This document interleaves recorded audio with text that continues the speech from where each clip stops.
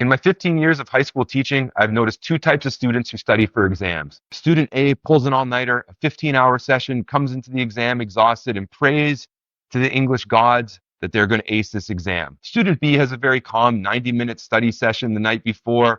They know exactly what to study, how to review it, and barely waste any time using effective strategies. Come exam time, I think you know who's going to get the higher grade, even though one student studied 5 times as long. As a 15-year high school teacher, in this video, I'm going to share with you the 4 most effective study techniques that students are not using so that you can ultimately study less, but still get higher grades than you ever thought possible.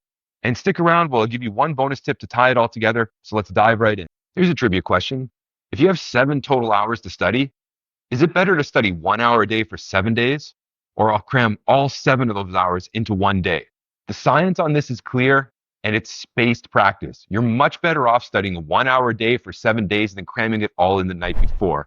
And that is your first exam tip. So what I want you to do, instead of trying to cram all the information in the night before, maybe take an hour, 2 hours, whatever you can spare, and start studying for each course a little bit in the 2 weeks going into the exams. You're going to be much better for it because your brain is going to go over the information more often and it's going to stick in your head so much better.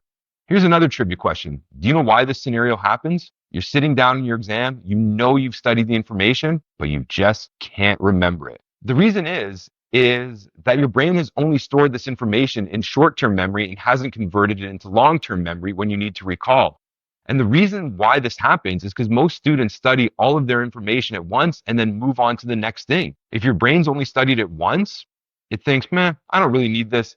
And it saves its resources for something else. So your second study tip is what people would call interleaved practice, which basically means you study something multiple times. You need to mix up your studies between your classes and the units within each class itself. So instead of taking maybe 1 2-hour block to study unit 1, study unit 1 for 15 minutes, move on to a few other things, and then go back to unit 1 and study it for a second time, a third time, a fourth time, because the more often you repeat the information and store it in your brain, the more likely it will be there for exam time and you won't forget anything. Here's my last trivia question. You know what the biggest waste of studying time is? Reading your notes from beginning to end and then going back to the beginning and starting all over.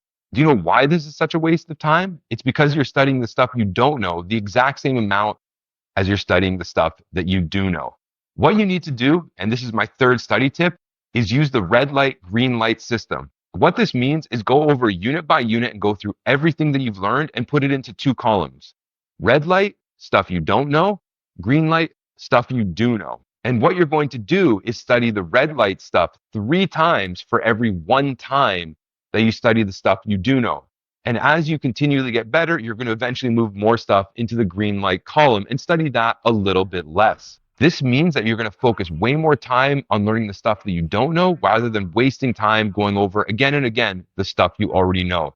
You have a limited amount of time, so use it wisely. So now you may be asking yourself, well, how do I study? I know I need to space my practice. I know I need to interleave it. And I know I should use this red light, green light system, but reading doesn't work. So here's my 4th tip.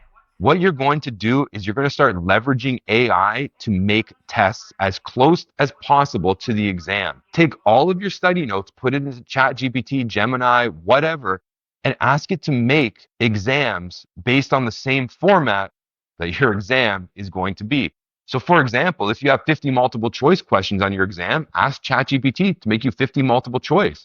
If you have 40 multiple choice plus 2 short answer, ask it to make a test like that. This will allow you to use that old sports adage, practice as you play. You're not reading your notes during your exam, so why are you going to read your notes when you're studying? Make your practice exam as close to the real exam as possible by leveraging AI. And there you have it, 4 incredible study tips that I guarantee you'll ace your exams in less time than you would cramming the night before.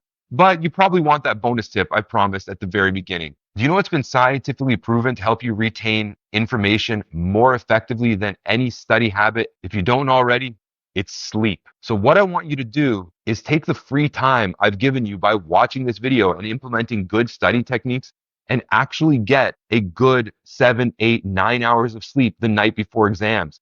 Instead of cramming and reading the notes again and again and again and wasting your time and making yourself more tired and more stressed, If you take that time that I'm saving you from excessive studying and actually get sleep, your brain is going to rewire all that information, put it into long-term memory so that you actually can recall it and remember it for the exam. And most importantly, you will now be able to use it and confidently get the A's that you deserve. So please don't use this extra time I've given you and just use it for more League of Legends, Valorant, whatever you want to play. Use it to get the sleep that you need. If you feel that this video has helped you study and you also want to get ahead on next semester's English class, please consider giving the channel a subscribe. It would be the highlight of my teaching career. And you can also click on this random video that YouTube has selected for you from my channel to continue your learning journey. Take care. I'll see you in the next one. Bye.